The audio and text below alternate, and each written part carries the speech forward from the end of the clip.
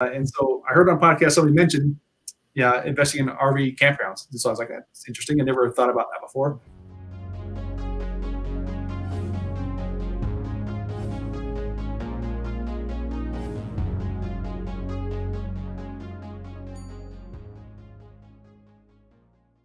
Hello, and welcome to this week's episode of the Real Estate Investors Club podcast.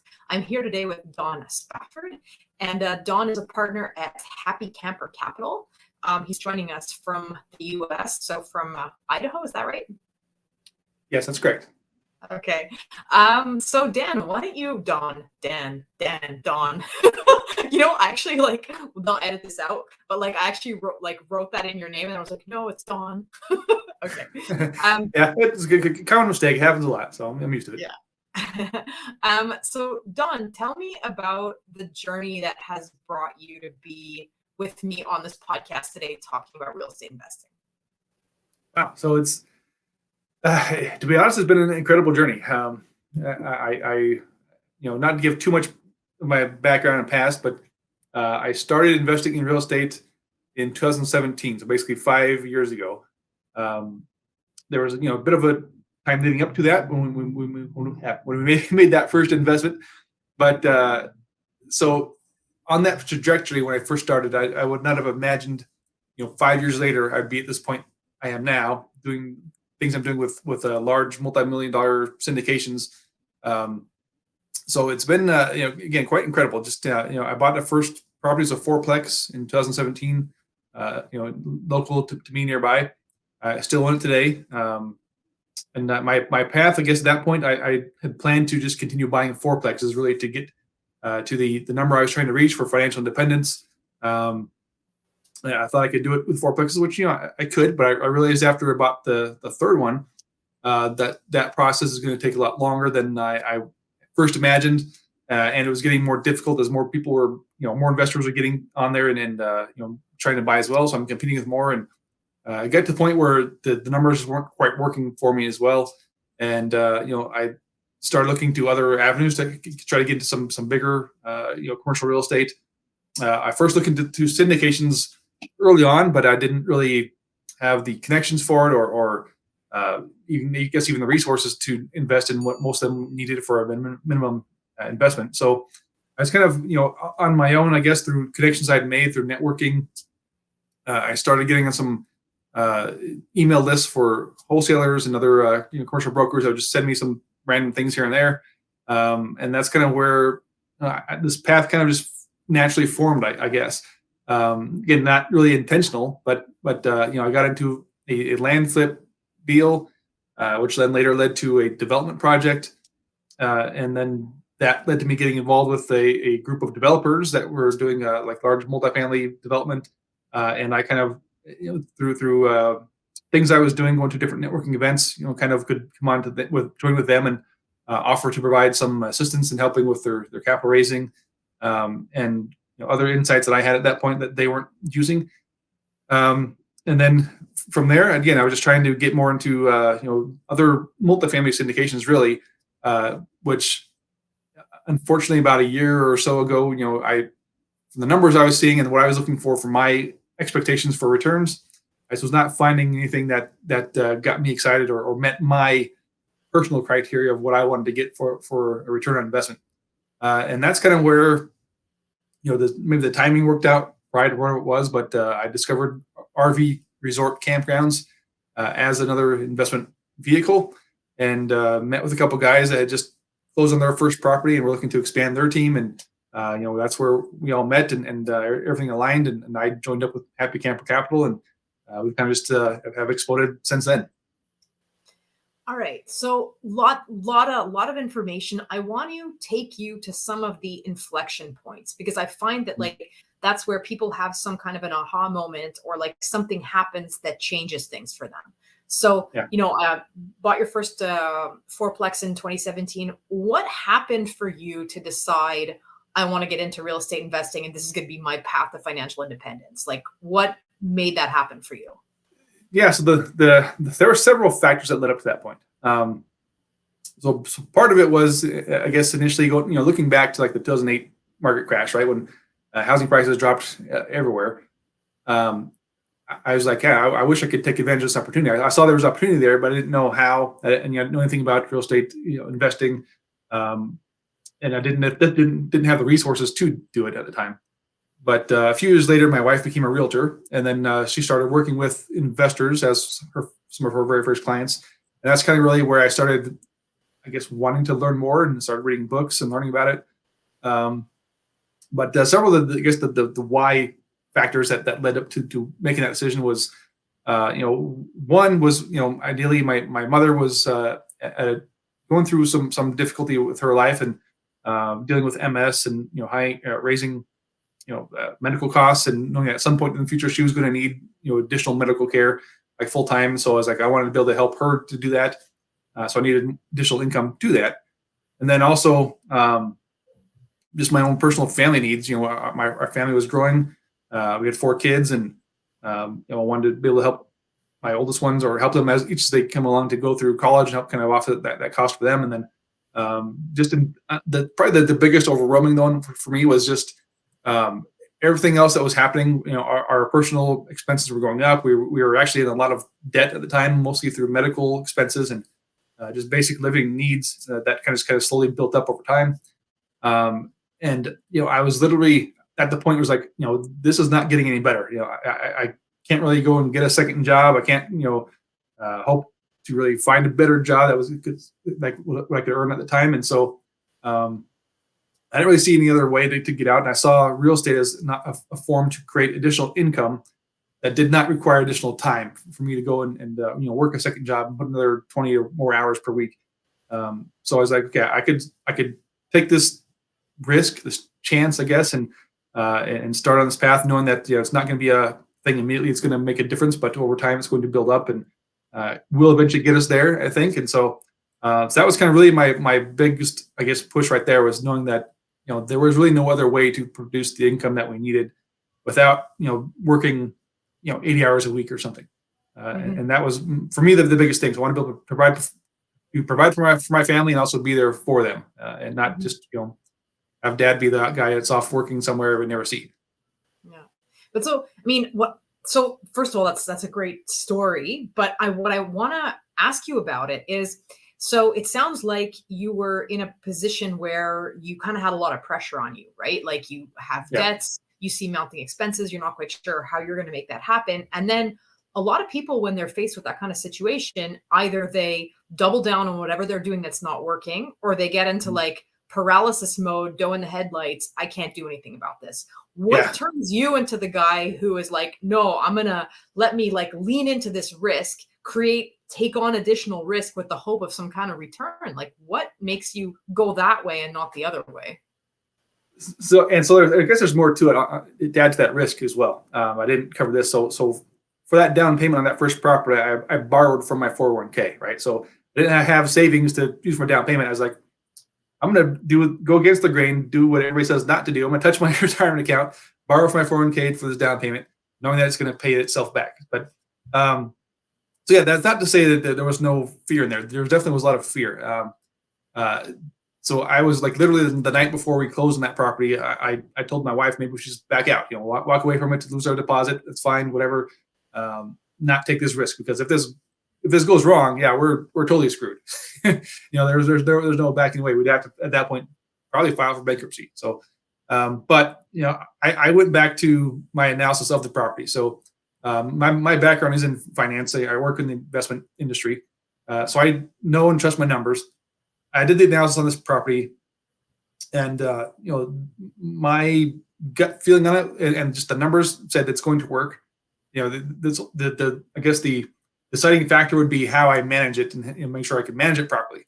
That was the only thing that was the unknown, but the numbers worked. It's like, if this can operate as expected, this will work. At least get it started and get something happening, and essentially it'll pay for itself, and over time it's going to work out. But there was still, again, a lot of risk in there. It's like, maybe it won't work out. Maybe I didn't factor something that I should have factored in, and maybe the tenants aren't going to be great. They'll destroy the property, and there's going to be a big expense. So all these things that were there, the fear factor, I just had to push those aside and say, okay, my numbers work. I know I've got to get started. There's no other way that our lives can change if we don't take this chance now. And so, at this point, I had already analyzed like probably 100 properties up to that point. So it wasn't like this was my very first thing I was looking at. I've analyzed a bunch of them just as practice and getting familiar with the area and things. And so I felt comfortable with the numbers. And even with that fear there, I was like, okay, I got to trust that this will work. I got to trust the numbers and know that myself, I'm not going to let this fail. I'm going to do everything I can to make sure it works, even better than expected. And so that was for me, I guess, just that pushing past that fear was just enough to say, okay, I'm ready to go. And once we closed that property, essentially like the floodgates were open, right? That fear was removed, and I was ready just to keep buying more.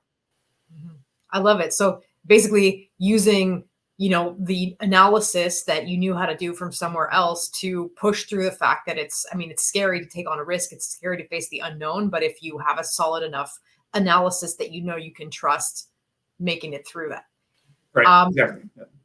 And then we're now, you got a couple of fourplexes under your belt and things are not going fast enough for you. But I'm assuming that there was some other kind of plateau you had to break through to move into the next phase, which was then syndications or whatever it is. So take me to that next inflection point. Tell me, what were you missing and how did you go about putting that puzzle piece together to be able to take what you were doing to the next level? Yeah. So essentially, the with these fourplexes I was buying, I was essentially using low down payments as well. So I wasn't putting like 25% down. That first property I put 10% down. The next 2 and 3 I bought together and put 15% down. So I was using low down payment options on these, which helped to get into these properties to begin with. But with that, I was looking for between 500 to 1,000 per month cash flow from each property. And so I was like, okay, it's going to take me, X amount to get to the number I was trying to get to at a minimum. And I was like, okay, this is going to take still longer than I would like going this route. And like I said, it was getting more difficult. So the cash flows were getting slimmer. And going to take higher down payments. It's going to take therefore longer than I first had planned. So I started looking to other things and just kind of eyeballing other, like say mid-sized properties, like say 15 units or something or above. Thinking I could maybe try to tackle those on my own. That didn't quite work out, but so just from those connections I made, I started these other opportunities came up. So initially this opportunity to get into this land flip deal that the broker had sent me. Yeah, it was definitely more than I could do on my own. I didn't have really anything to buy it, but I saw the opportunity there to at the minimum flip this for at least double, if not triple, what the purchase price was. So I just took action and said, okay, let's get it under contract so we don't lose it. And then I'm going to get to work and try to find a partner that can bring the cash to make it happen. Rather than going the other way around and possibly missing out on the property. So I got under contract, and then I did just that. I went and found a partner who had connections to bring the capital to buy this property. And so I got into this with $0 out of pocket. I just essentially the one that found the deal. Then I found the partners that could bring the money to make it happen. And then from there, just down the road, another lot came available. Well, I wanted to build on it this time, not just flip it. So I kind of did the same thing. I got under contract and then went and found a partner who agreed with my plan and idea to build something here, and he could bring capital to help us close on the lot and get things in process to build. So that was kind of my next step to get into these deals without additional capital up front. And then just from that experience, again, then I started doing a lot of networking. So literally all of 2021, I spent going to multiple networking events, all virtual and online at this point because of COVID. So I was on pretty much every day of the week on at least one, if not multiple meetup events, just networking with people that are other syndicators or investors and just in commercial real estate, and kind of building up that, the know, like, and trust factor to have people know who I was, hopefully like me, and then be willing to trust me enough to invest with me at some point down the road. And additionally, just for me having those other connections from those people I could lean on and ask questions to that were more experienced than I was. And so with that, I was focused on, so with that construction project I had going, and then the connections I made, like I said, I had these other guys contacted me, these ones that were developing some projects here in Idaho Falls. They'd actually contacted me a few years prior to that, somebody else had referred me to them as a possible investor. the time I turned them down because I was finding better deals with those fourplexes I was buying. I was getting better returns than what they were offering. So now a few years later, they come back to me and say, "Hey, we've got a new project we're working on. It's offering, I guess it was like 30% annual returns." I was like, "Hey, that sounds pretty great." I was not finding anything better really at the time, so I was like, "I'm willing to invest in that." But I said, "Hey, by the way, I'm now networking with lots of other investors and syndicators who possibly also invest in your deals. So if you're willing to let me work with you guys, I could try to help bring capital to your projects." And so they, luckily for me, agreed and brought me on to their team to help with that. And I could bring in additional, I guess, perspective that they weren't doing before. These guys are just developers. They've always done these projects. They build them and sell them. They mostly relied on a lot of family and friends for that. They never really did much outside syndicating or networking. So I came on the team and was like, okay, the investors I know need to know more about the project than just to trust you guys. So I was like, let me be kind of your marketing guy too. So I kind of started putting together marketing materials and things that we could provide to the investors that they're going to want to see anyway, providing insights from my experience as an investor and getting someone in syndications. These guys are always just did build to sell everything. They build it and sell it. So I kind of convinced them to stop selling these properties. Said just build them and let's hold them. I could do a build to rent. And so luckily for me, I was just the right timing that this other huge, massive project came up next that I got involved with to help raise capital for that. And again, kind of provide those insights of what investors would want to see. And so from there, again, I now felt confident that, okay, I could raise some capital. I know more about it. I've got some experience under my belt, I guess, to kind of try to move forward. And I was trying to get more into the standard, say, multifamily value add syndications, as most people do. But for me personally, going back to my expectations for returns and things, I was not finding any properties that I felt comfortable enough to, first of all, want to invest myself, and then second, to ask other people to bring money to. Nothing that really, for me, stood out. And I'm still very much risk averse, so I want to make sure I've got a lot of buffer for anything that could go wrong. And everything else was just kind of too slim. The returns weren't good enough for me. And so I'm going to look at other people's syndications, see what else everybody else is investing in. It must be okay. So I looked at overall dozens of other offerings from syndicators, and again, for me, it was just like nothing really stood out as amazing enough to get me excited to say I'm going to put my money in this. So I was kind of just going through it and waiting and being patient, trying to find something that would work that I liked, and not seeing anything that really turned me on, I guess. So I just was patient and got to the point where I was about to just give up and say, maybe there's nothing better. And so I was going to just put my money into some of their deals too. But that's when, luckily at that point, I heard on a podcast. And so again, at this point, I was listening to podcasts like every day of the week. I woke up, podcasts was just my normal routine. And so I heard on a podcast, somebody mentioned, investing in RV campgrounds. And so I was like, that's interesting. I never thought about that before. Where I live in Eastern Idaho, we're like an hour and a half or so from Yellowstone Park. Mountainous areas, so lots of people here go camping. All my neighbors have RVs pretty much, and so I was like, there could be something to this. So I wanted to look more into it and started going to some meetups and webinars on this topic, and just connecting with more people that are in that space. Ideally, I thought, hey, I can at least bring value to be a boots on the ground. This is a great area for that. So if someone wants to buy here, I can go, be the person to go check it out, take videos, and provide insight. Get my wife's a realtor. We could help with the purchase, all those kind of things. And so that was my initial thought to get in the door with some of these people. But just in doing those connecting and networking, I met a couple guys based in Denver who had just closed on their first property about a year ago and wanted to do more. That's kind of where I could come in and offer my experience and everything I was looking to do. And again, the returns were initially what got my attention, because the returns were, double or triple what I was seeing in anything else. Very high cash flows and high, equity multiples. And kind of going back to what I saw this as an opportunity besides just the returns was, my neighbors, I'd talked to my neighbors previously about investing in real estate with me, some other multifamily things.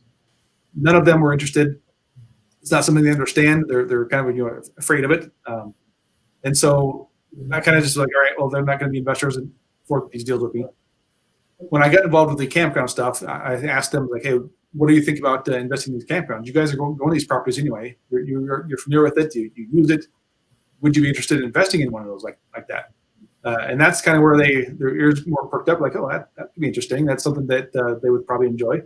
Now it's something they understand. They use it, so yeah, why not invest in it? So I realized, okay, there's maybe a additional niche here that these big investor group. There's lots of people with RVs and campers, and most of them typically have higher income to afford those types of luxury items. So I was like, this could be a very untapped niche to get into to get those investors and those people that are interested in these deals that would not be otherwise in other real estate. So I was like, yeah, what have I got to lose? Let's give it a try and go for it. And so that was just about a year ago now at this point. We've really, with Happy Camper Capital, we've kind of just exploded on the scene really, and have kind of taken over. When people think of RV campground investing, they're going to think of Happy Camper Capital, and luckily they think of me as well. I'm not the kind of unofficially or unintentionally become the face of the company to people to know of me associated with it. So it's just, it's been an exciting journey, and we've had an incredible year already, and this next year is just going to be even more amazing with all the deals we have coming up. So that's kind of where we're at now. Enjoying the episode so far? Have you really been listening to the episode, or has your monkey mind been taking you off in one direction or another? Our mental habits can be our biggest assets or our biggest liabilities as we pursue certain goals. For me, the biggest performance gains have always come from training my mind. In my book, Mindful Landlord, I talk about how you can train your mind and how you can apply some of these strategies to your journey in the real estate field. The book is available on Amazon and also on its website, mindfullandlord.com. Now I'll stop evangelizing for the power of mental training and let you get back to the show.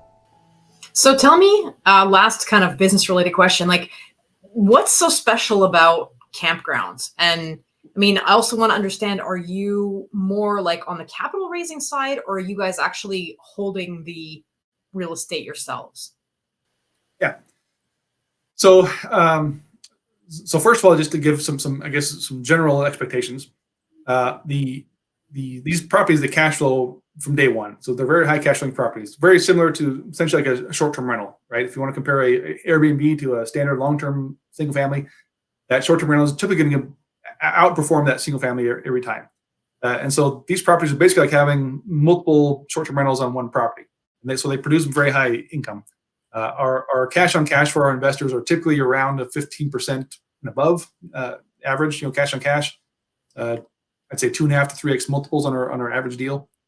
So great returns for the investors. But on top of that, as an investor yourself, we encourage you and want you to actually go there and enjoy it. So if you're invested in a multifamily or self-storage, you're probably not going to be using it really.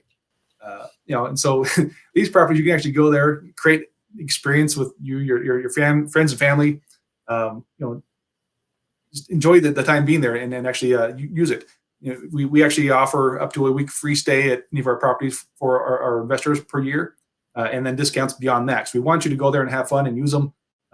Share it with your friends and family, and just having that experience of talking about it is, of course, going to bring more people to want to invest with us as well. So, what I like about it, though, your question, besides, of course, the better returns and those experiences, there's multiple levels to it, really, and I've come to, I guess, love it more and more over time as I learn more about it. So, one thing with you think about multifamily, just going to give something to compare to, because most people understand and know multifamily. So I'm going to use that as a comparison.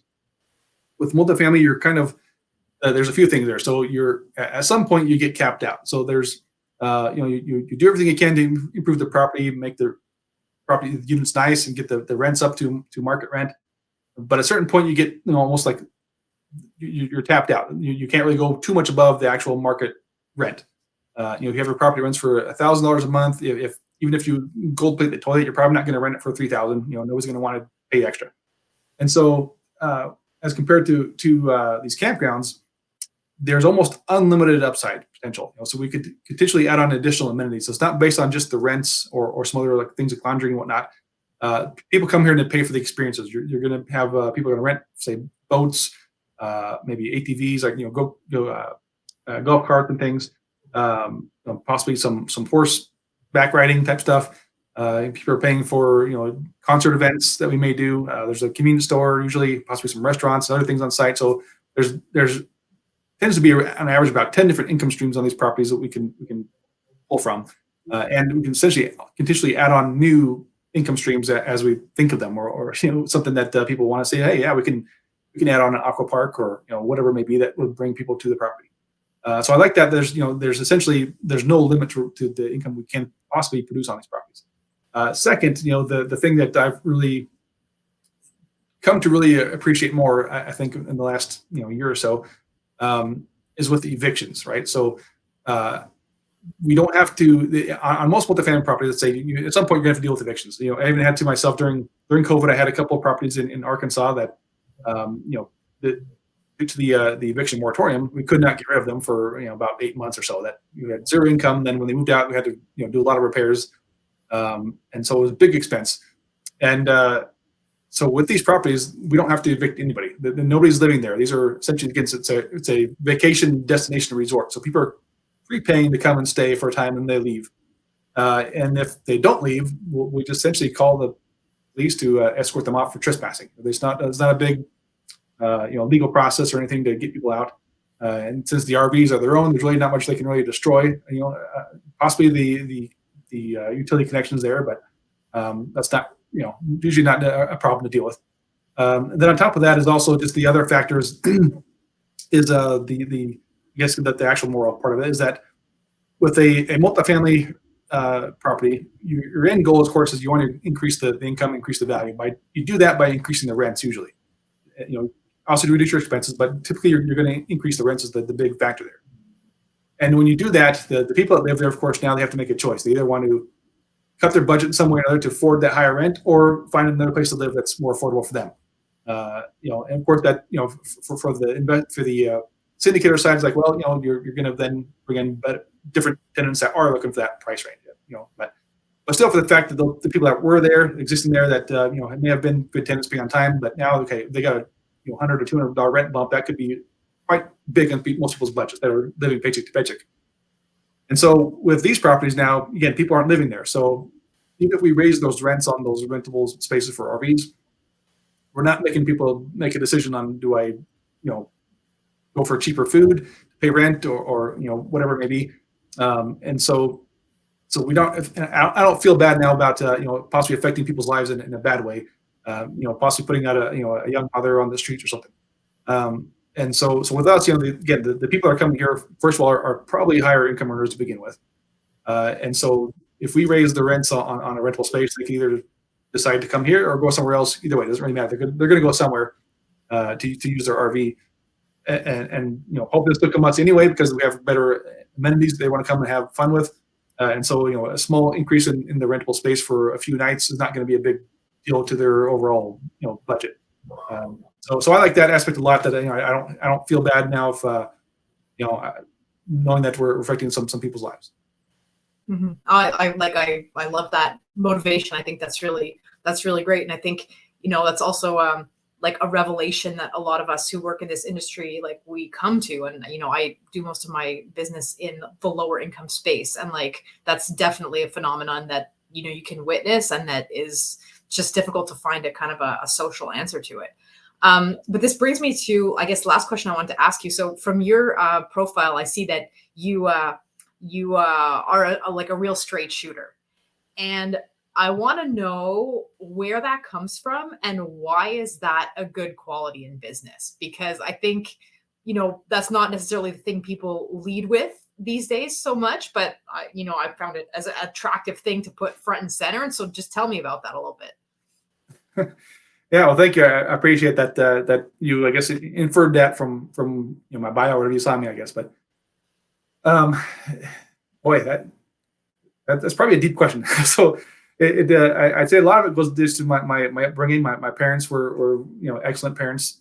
They both since have passed on now, but they were some amazing examples of how you treat people and treat people with respect and never take advantage of people and all that kind of things. And so I grew up in that type of household, and then just my part of that relates to my religious beliefs as well, about treating others fairly and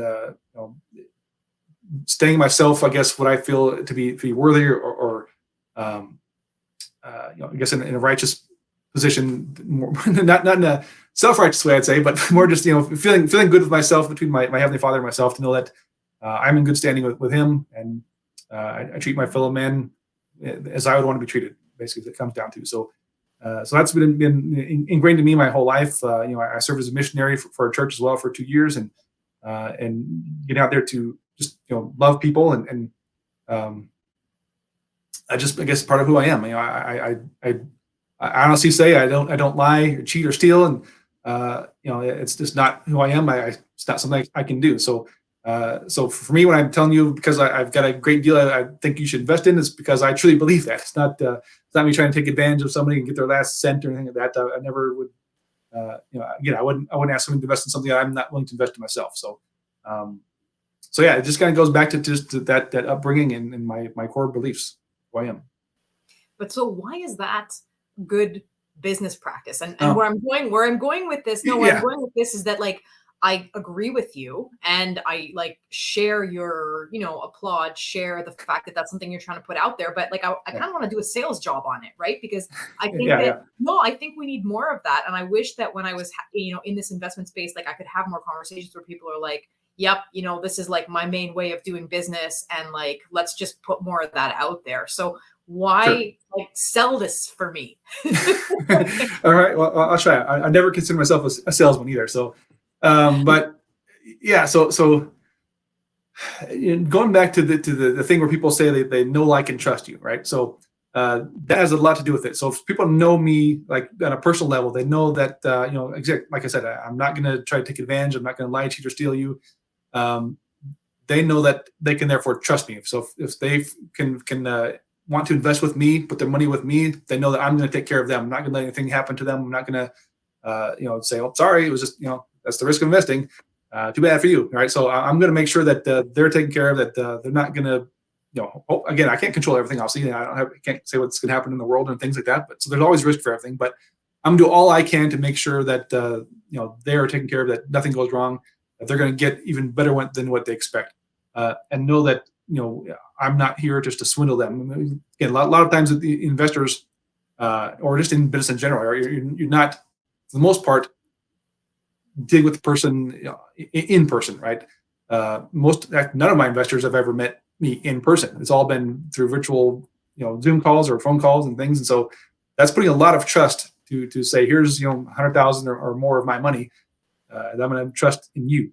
And really, for the most part, especially for syndications, I've come to realize that that's kind of the gold standard, I'd say, is people, for the most part, don't care about the deals as much as they care about the person that they're investing with.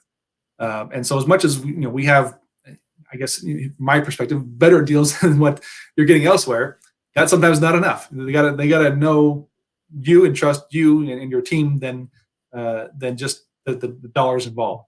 And so I think that's a big thing here. If I'm talking to someone, I feel like they're just trying to sell me on something, like, hey, they're a smooth talker or whatever, think of car salesman type thing, bad rep for them, sorry. But it's, if you just feel like they're just here to get your money, then, I'm like, I'm probably not going to trust you enough to do that. But if they feel that that you are there for them, like you care about their life and you care about their end goals and what they're trying to achieve, and I can help you do that, then that means a lot for, I think, for most people that trust you to help them in that journey. Yeah, I mean, I definitely agree with you. And I think that authenticity and realizing that that's kind of what it's all about, right? Is that your reputation and your character are ultimately one of the things that make people want to do business with you. Obviously knowledge as well, and having access to good deals. But if your character is then sabotaging because they think that you're out for some motivation that's not aligned with theirs, that can actually be very destructive. Yeah. People can see through if you're putting on some kind of facade to say, oh, I'm this and that. But so I've always been authentic. I'm not going to say I'm super experienced in everything and whatnot, and trust me because of that. That's not it at all. And like you said, for me, that integrity has always been a big thing for me. So even years back, any job interview I ever had, they always say, "What's your best quality?" Or I would say, integrity. And that's, like you said, for me, is my I've always been, believed that, my name stands for something. I don't want to, I guess, harm or foul my family name or my religious beliefs that people may associate with what I do. So I've always been, integrity is number one. I don't want to. I want to make sure that anything comes up, people are going to trust my word, and that's actually helped me out several times on different things where in the past, nothing, investment related, but through past work experiences where it's kind of my word against somebody else's, and in every case, the manager or HR people involved would always take my word over the other person because they know, that that's who I am. That I've never given any reason to believe otherwise based off my what I say and what I do. Oh, I love that. Let's end on that note. So, really, how can I say, investing in your own word, or like making your own word be worth something, because ultimately, like, that's what trust is all about. That, like, when you say something, that actually has, that check has some value. Yeah. Yeah. So, Yeah, Don, maybe thanks. I made old school that saying my word is my bond. That's kind of the old school saying. That's me. That's who I am. Yeah. Well, so Don, thank you so much for taking this time to chat with me, for sharing your insights with our audience. What's the best way for people to connect with you if they want to learn more about what you do? Yeah, so I'm very active on LinkedIn. So if you're on LinkedIn, you can find me there. You can also go to our website, happycampercapital.com.